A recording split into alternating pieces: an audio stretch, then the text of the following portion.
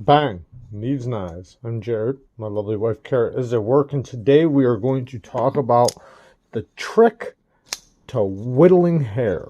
Now, I don't want to make it seem like, like it's a trick and that, there's just a trick to it, but there kind of is. Now, I'm not saying that your edge doesn't have to be very, very sharp, because it absolutely does. It absolutely does. But it doesn't have to be a mirror edge or anything like that. You can whittle a hair from a 300 grit edge, from your first stone, if you do it right. But there's also a little trick to whittling the hair. So we're going to talk about that, but first I want to talk a little bit about the edge that it takes to whittle a hair. Now, think of this as your edge.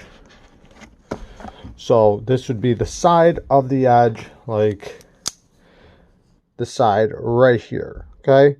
So let's say that is that right there. And here's your grit pattern. Right, there's your grits. Now, let's say we zoom all the way in to right here, okay? It's going to look like little tiny teeth.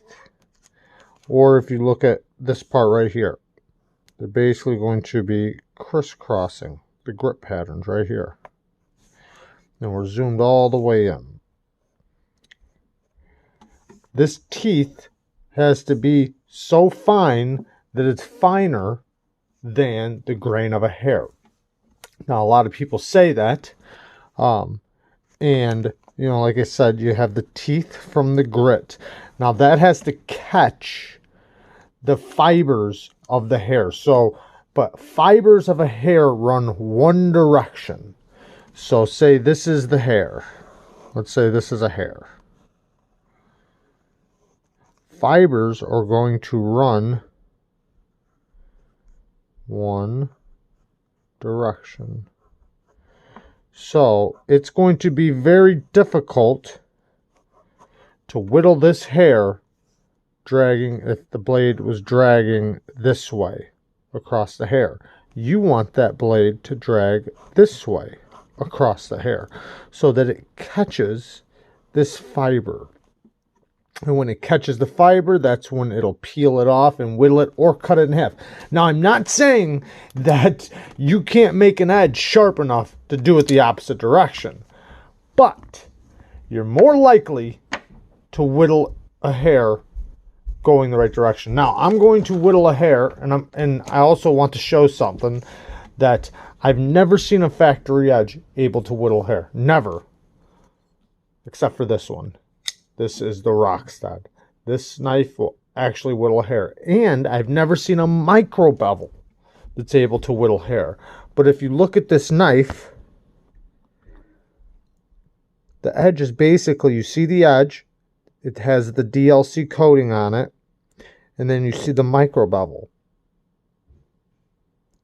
And that micro bevel is the only one I've ever seen able to whittle a hair. So we're going to look at that, and I'm also going to look at, because it's not about how expensive the knife is or the steel or anything, or about the mirror polish. This is a 300 grit edge that will absolutely blaze through hair. It possibly even blazes through hair going either direction. So against the fibers or with the fibers. This is a 600 grit edge that'll absolutely whittle hair. Now, mirror polished edges can whittle hair, but I find it's better to whittle a hair. This knife, I try to get most of my edges to whittle hair. Some, are really close but aren't perfect, but the majority of my edges will whittle a hair, the majority. Now, this is a 600 grit edge. It'll go right through a hair, no problem. But mirror polished edges, it's kind of, I don't know. Sometimes they do, sometimes they don't. I think it's about the steel. Now, certain steels do better with with a mirrored edge. Now this is S30V. S30V, I mean, this is a very sharp edge, but it's not as toothy as it could be. Now, don't get me wrong, it's got a lot of bite because of the type of stones I used. So it can barely whittle a hair. It can a little bit, and I've done it with a lot of mirror polished edges. So I'm not trying to say mirror polished edges can't whittle hair, because they absolutely can. But certain steels get slick, like the edge, like it loses the bite on the edge when you go up so high in a grit, and some steels don't do as well for whittling hair when you go so high in a grit. But most, if not all, I'm not really sure about all, but most will whittle a hair right from a low grit. All you got to do is make sure that your apex is perfect. So your apex has to be perfect. So the tip of the edge is as fine as possible. Sometimes, you know, you think it's really like you think it's good, or you think it's perfect, and I'm talking about the very tip of the edge, the very tippity tip of the apex has to be fine. It has to make sure there's no burrs on either side, and sometimes it's hard to feel a tiny burr, and it also has to be, you know, just you know, a nice good point. And the teeth of that grit, or the teeth of the edge, has to be fine enough to, you know, to take the hair apart. Now, like I said, even a 300 grit edge, that's as low as I've ever went and whittled the hair, and I'm going to show it. But, you know, a 300 grit edge would be considered toothy, you know, a really toothy edge. And so you wouldn't think that the teeth that large could whittle a hair, but it absolutely can. Now, there is another trick to doing it, and I'm going to show it. Now, one thing, you want to make sure you get a good hair, or a decent hair, you know, and like I said, there are some edges that will just blow through any hair you throw at it. But if you get a good hair that has a good bow to it, and what I mean by bow is it's looped. Okay, so now another thing, let's zoom in here. Okay, so sorry about my hands. Now you see how it's looped over? Now I need to make sure that the hair fibers are running the right direction. Now that's hard to know without putting the edge to it. So one thing I'll do is I'll start by hitting it with the edge, and I'll feel it bite a little bit if it's going the right direction. So like right now, bam, see that cut? That meant it was going the right direction. Most likely this one's really sharp.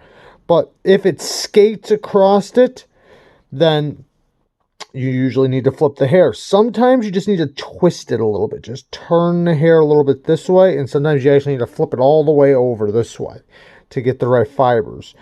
Also, another trick is you don't usually put the edge to the hair, you put the hair to the edge. So like I'll put the edge right, I gotta grab this thing right, hang on one second.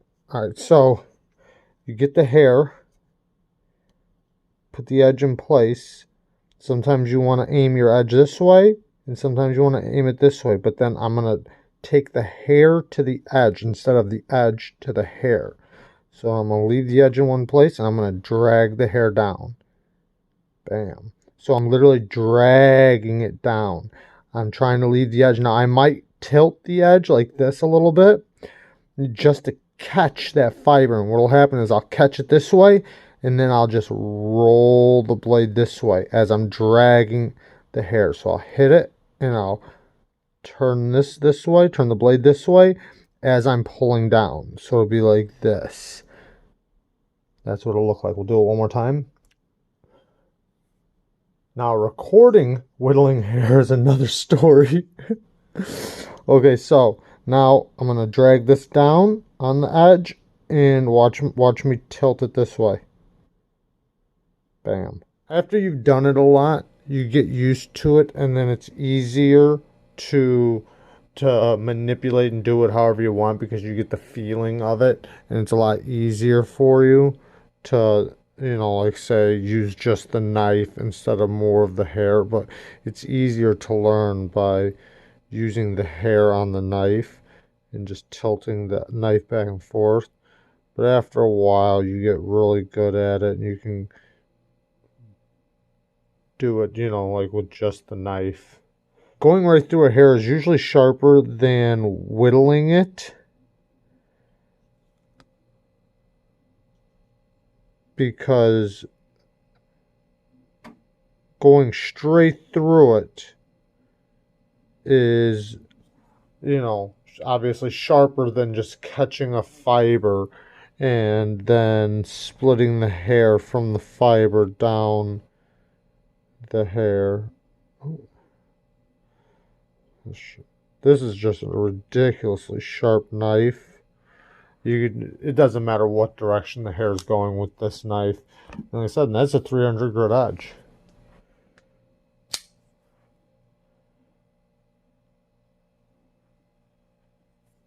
But at first you do want to manipulate the hair more than the edge by just leaving the edge in one spot and dragging the hair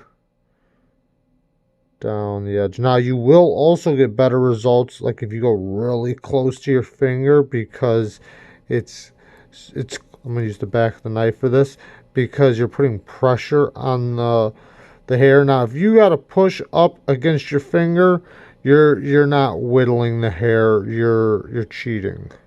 So you want to be a little bit away from your hand when you do it. This is a 600 grit edge. Gotta get another hair because I lost that one too. Luckily, my wife's got a hairbrush laying around. All right, get the hair in place. Okay, now this one's a 600 grit edge. You see it has a little chip in it too. Let's see if I can still get. Oh, bam! That was quick. I wasn't expecting that. All right, I can get the hair in my hands. So far I've been going the right direction with all these hairs. Sometimes though, a lot of times you grab the hair and it's not going the right direction. Now granted, these are very, very sharp knives, so I'm going to grab another knife that I have less likely of a chance. Or you know what, let's do the rock stud, because this one whittles, but it's not like as good as those ones, but it still does whittle. Let's see here. Now you're going to see me have to do this technique a little bit better like this. I see how I'm doing that. I'm like, I can feel the hair's the right direction. You see that little whittle right there? Now, I can feel the hair's the right direction because when I touch the hair to the edge, I actually feel the edge. Barely. It's such a small feeling. It's so tiny of a feeling. Like right there, I felt that. I could feel it bite the edge. Now, when you're going the wrong direction, it will just skate across. And I'll show it to you right now. So what'll happen is this. It will literally just, it'll keep just rolling right across like that. Did that cut that? Oh my God, that cut that. Ha! Okay. The hair was going the right direction. Let me grab one going the wrong direction. Let me make sure before I show you guys. Okay, now this one's for sure going the wrong direction. Now you're going to see it skate across. Let me pull it off. Now I can feel it just rolling right off of it, like it's not biting or grabbing at all. And I'm trying to move the hair more than the knife, and I'm just taking the knife and going like this.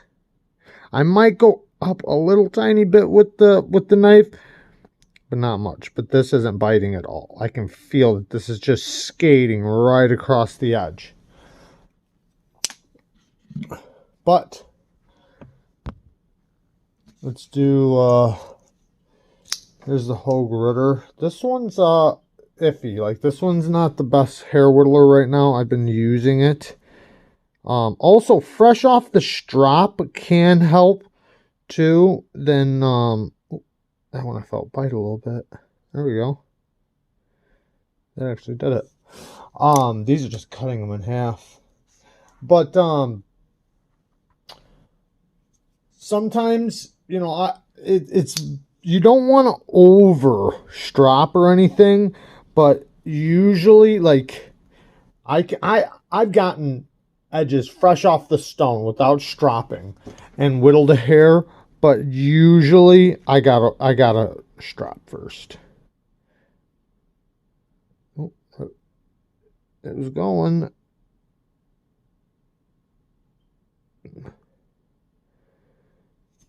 Now that time you've seen me kind of using the knife more than the hair.